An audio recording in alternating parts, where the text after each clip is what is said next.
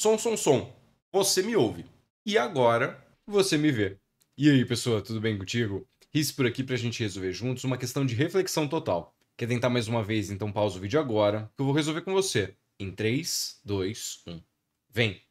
Uma pedra preciosa cônica que tem 15 milímetros de altura e índice de refração igual a 1,25 possui um pequeno ponto defeituoso sob o eixo do cone a 7,5 milímetros de sua base. Para esconder este ponto de quem olha de cima, um ourives deposita um pequeno círculo de ouro na superfície dessa pedra. A pedra preciosa está incrustada numa joia de forma que sua área lateral não está visível. Bom, a gente tem uma figurinha aqui mostrando um pouquinho do nosso problema. A nossa pedra preciosa ela tem o formato de um cone, o ponto defeituoso ele está aqui, ó.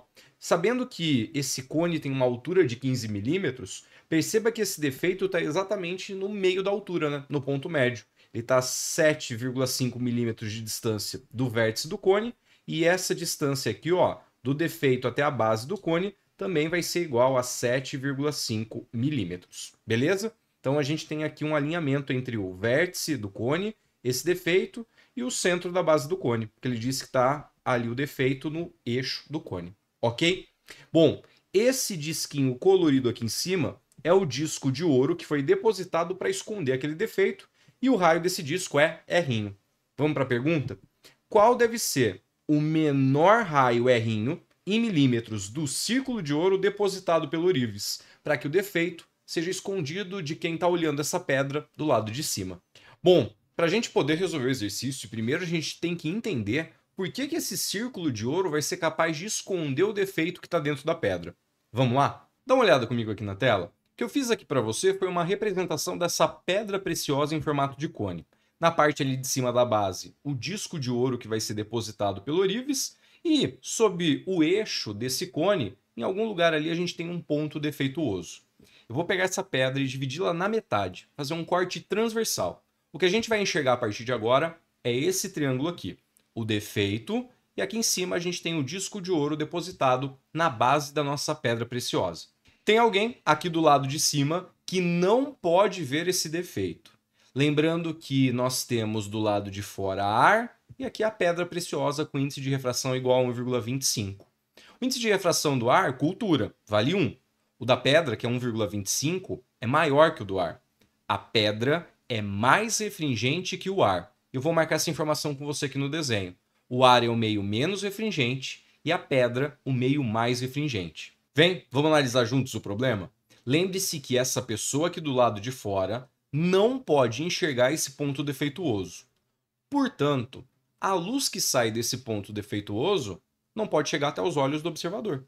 Porque se chegasse, ele enxergaria aquele ponto com defeito. Ok? Vem. Imagina que tem um raio de luz saindo aqui desse ponto defeituoso, mas ele vem em direção ao disco de ouro. O disco de ouro vai tampar essa luz, não vai chegar nos olhos da pessoa, não é uma preocupação para a gente. Mas e se eu pegar um raio de luz saindo do ponto com defeito e passando aqui, ó, bem na bordinha, triscando o disco de ouro?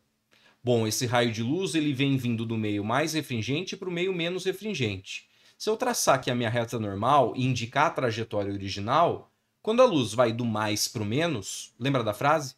Do mais para o menos afastemos. A trajetória do raio de luz vai se afastar da reta normal. Então, por exemplo, ele podia seguir esse caminho aqui. Só que se ele seguir esse caminho, concorda que a luz está conseguindo escapar da pedra? E se eu colocar a pessoa aqui em cima, ela vai conseguir enxergar o defeito? Então não é isso que pode acontecer. Nessa figura eu vou aproveitar para marcar com você esse ângulo. O ângulo entre o raio de luz incidente, o que chega, e a reta normal é o nosso ângulo de incidência. Essa situação não serve para a gente porque a luz vai para cima e alguém vai conseguir enxergar o defeito. Vamos tentar ver o que a gente pode fazer para que isso não aconteça? Bom, se o raio de luz refratado se afastasse um pouquinho mais da normal, talvez ele ficasse com esse jeitão aqui. Só que ainda assim, ele consegue escapar e chegar nos olhos de um observador. Ainda afastando um pouquinho mais, essa pessoa vai conseguir enxergar o defeito. Então eu preciso que o raio de luz refratado afaste bem mais. Por exemplo, faça isso daqui. O raio de luz se afastou tanto da reta normal que ele está sendo refratado rasante com a superfície, tangente à fronteira de separação entre a pedra e o ar.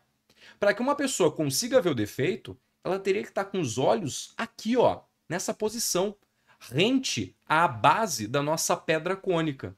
Então essa é uma situação interessante para a gente, porque nesse caso, uma pessoa ali em cima não enxerga o ponto com defeito. E para essa situação em particular, para que o raio refratado saia rasante com a superfície, eu sei quanto vale esse ângulo de incidência. O ângulo de incidência aqui é o ângulo limite definido pela pedra e pelo ar. Lembra da definição de ângulo limite?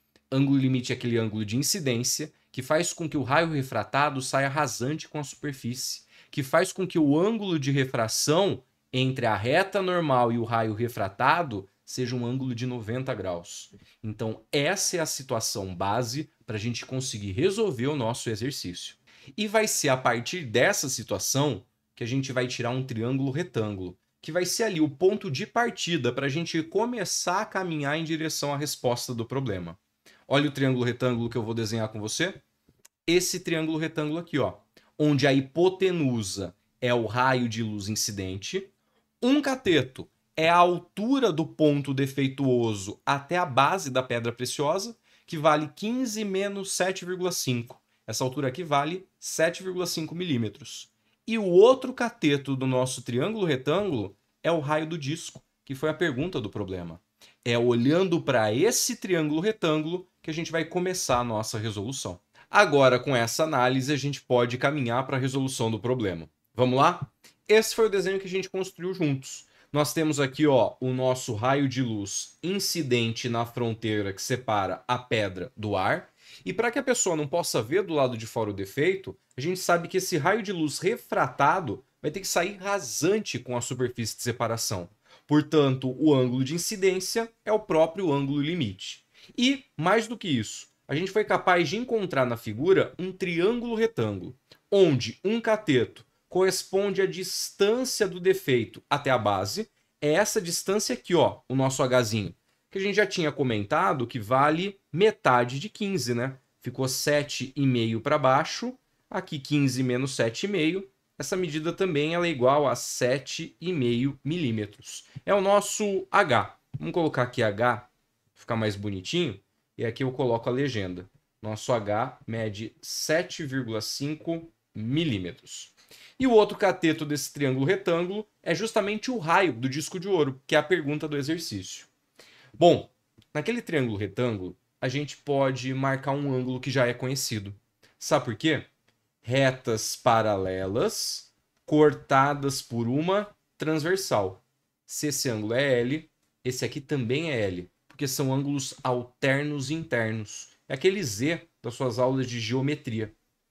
E é esse triângulo retângulo que a gente vai usar para resolver o exercício. Vem cá, vou desenhar ele separado aqui embaixo. Ó. A gente tem aqui um cateto que mede H, o raiozinho do círculo de ouro R, e a hipotenusa é o raio de luz incidente. Vou desenhar aqui, ó, fechando o nosso triângulo retângulo. E, além disso, a gente sabe que este ângulo aqui é igual ao ângulo limite. Ok? Repara comigo uma coisa. Se a gente tivesse a tangente do ângulo L, a gente resolveu o exercício, né? Sabe por quê? Porque a tangente do ângulo L é o cateto oposto, R, sobre o cateto adjacente, H. E a gente tem o valor de H. O que está faltando para a gente encontrar o valor de R é justamente a tangente de L. Que depois, ó, se a gente tivesse esse valor, era só fazer essa conta, eu passei o H para o outro lado multiplicando, e a gente encontrava o valor da R. Então precisamos da tangente de L. Só que nem sempre na nossa vida a gente tem o que a gente quer. A terapia está para lidar com frustrações. Como é que a gente vai atrás da tangente de L? Bom, a tangente de L eu não sei quanto vale. Mas o seno de L eu sou capaz de calcular. Porque o seno do ângulo limite, ele tem uma expressão. O seno do ângulo limite é definido pelo índice de refração do meio menos refringente, o índice de refração menor, pelo índice de refração do meio mais refringente. do maior. No caso do nosso problema, o meio menos refringente é o ar e o mais refringente é a pedra. E agora, colocando os valores, índice de refração do ar. Não apareceu porque é cultura. O índice de refração do ar é praticamente o mesmo do vácuo, vale 1. E o da pedra foi dado, lembra? O da pedra vale 1,25. Bom, 1 dividido por 1,25, sem te ofender, tá? Isso aqui é a mesma coisa que 1 sobre 5 quartos. Mais uma dose de cultura para você. 1,25 é a mesma coisa que 5 dividido por 4. Sabe por que eu fiz isso? Porque fração por fração a gente mantém o numerador e a de baixo passa para cima multiplicando ao contrário. A gente acabou de descobrir que o seno do ângulo L, 1 vezes 4/5, é o próprio 4/5. Ok? Uma pena, né? Porque a gente queria encontrar a tangente de L, mas a gente conseguiu o seno. E se a gente tem o seno, a gente encontra a tangente. Sabe como? Eu gosto de usar uma coisa chamada regra do triângulo. Se você quiser apelar para funções trigonométricas e teoremas, fica à vontade, tá? Mas eu não vou me meter com esse tipo de droga pesada aqui, não. Eu vou para um caminho mais simples, mais singelo. O que é a regra do triângulo? A gente começa desenhando um triângulo retângulo. E um desses ângulos aqui, do nosso triângulo retângulo, que não é o ângulo de 90 graus, a gente chama de L. Nós não sabemos que o seno de L vale 4/5? Seno não é cateto oposto por hipotenusa? Então eu posso pensar que para esse triângulozinho aqui, o cateto oposto ao L mede 4 e a hipotenusa mede 5. Se a gente quer encontrar a tangente de L, era só fazer o cateto oposto dividido pelo cateto adjacente, mas eu não tenho. Só que a gente pode encontrar Pitágoras. E aqui, no fundo, a gente nem precisava de Pitágoras para encontrar esse tamanho X, né? É o triângulo 3, 4, 5. É um triângulo pitagórico. Mas se você não pegou essa sutileza, você escreve um Pitágoras. Hipotenusa ao quadrado igual a cateto ao quadrado mais cateto ao quadrado. Aplicação do teorema de Pitágoras. X quadrado mais 16 igual a 25. Vai para o outro lado, subtraindo 25 menos 16 dá 9. O nosso x vale 3. Eu acabei de descobrir que esse cateto mede 3. E se a gente descobriu que aquele cateto mede 3, olha o que a gente ganhou. A tangente do ângulo L não é o cateto oposto, 4, dividido pelo cateto adjacente, que vale 3. E não era isso que nos faltava para resolver o exercício? Vem. Quanto que vai ser a medida do raio R'? R' vai ser o H, que vale 7,5 milímetros, vezes a tangente de L, que vale 4/3. 7,5 dividido por 3, isso aqui vai dar 2,5. 2,5 vezes 4. 2,5 vezes 4 dá 10. A gente acabou de descobrir que para esconder aquele defeito, o raio do círculo de ouro tem que ser igual a 10 milímetros. E assim, a gente pode marcar a letra B como alternativa correta.